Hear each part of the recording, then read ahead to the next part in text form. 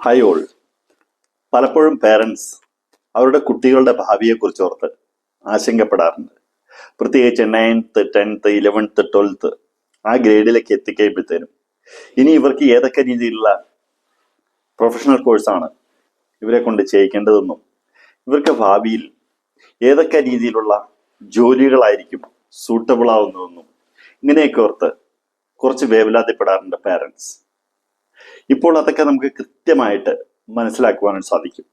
അതായത് നമ്മുടെ കുട്ടികൾക്ക് ഏതൊക്കെ ജോലികളാണ് സൂട്ടബിൾ ആവുക, ആ ജോലി ലഭ്യമാകുന്നതിന് വേണ്ടി എന്തൊക്കെ പ്രൊഫഷണൽ കോഴ്സുകളാണ് അവർ ചെയ്യേണ്ടത്, ഇനി ഈ പ്രൊഫഷണൽ കോഴ്സുകളൊക്കെ ചെയ്യുന്നതിന് വേണ്ടി എന്തൊക്കെ സാമ്പത്തിക സഹായം, സ്കോളർഷിപ്പുകൾ, ഫിനാൻഷ്യൽ എയ്ഡുകൾ ഇതൊക്കെ ലഭ്യമാണോ, ഇതൊക്കെ കൃത്യമായിട്ട് നമുക്ക് അറിയാനുള്ള സാഹചര്യം ഇപ്പോൾ നിലവിലുണ്ട്.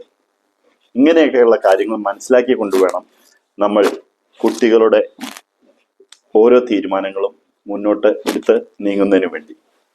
അല്ലെങ്കിൽ എന്താ സംഭവിക്കുക എന്ന് പറഞ്ഞാൽ, കുട്ടികൾക്ക് താല്പര്യപ്പെടാത്ത സബ്ജക്റ്റുകളാണ് അവർ പ്രൊഫഷണൽ കോഴ്സായി തിരഞ്ഞെടുക്കുമ്പോൾ അവർക്ക് അതിൻ്റെ അകത്ത് താല്പര്യമില്ലെങ്കിൽ എന്ത് സംഭവിക്കും?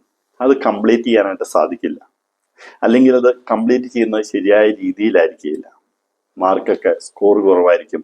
ഒരു താല്പര്യമില്ലാതെ ആയിരിക്കും എക്സാം ഒക്കെ അറ്റൻഡ് ചെയ്യുക.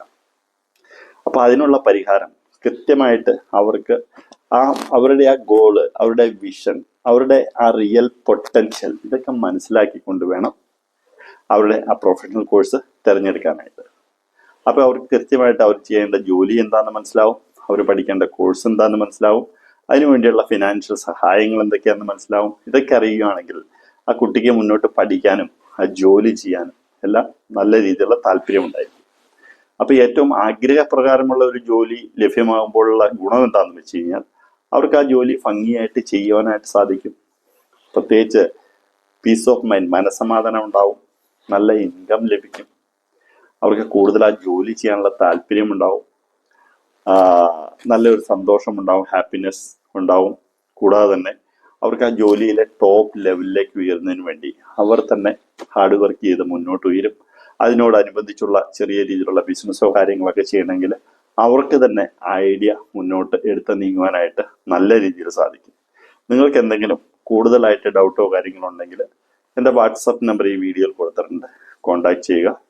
ഞാൻ സമയമനുസരിച്ച് മറുപടി നൽകാം. Okay, thank you.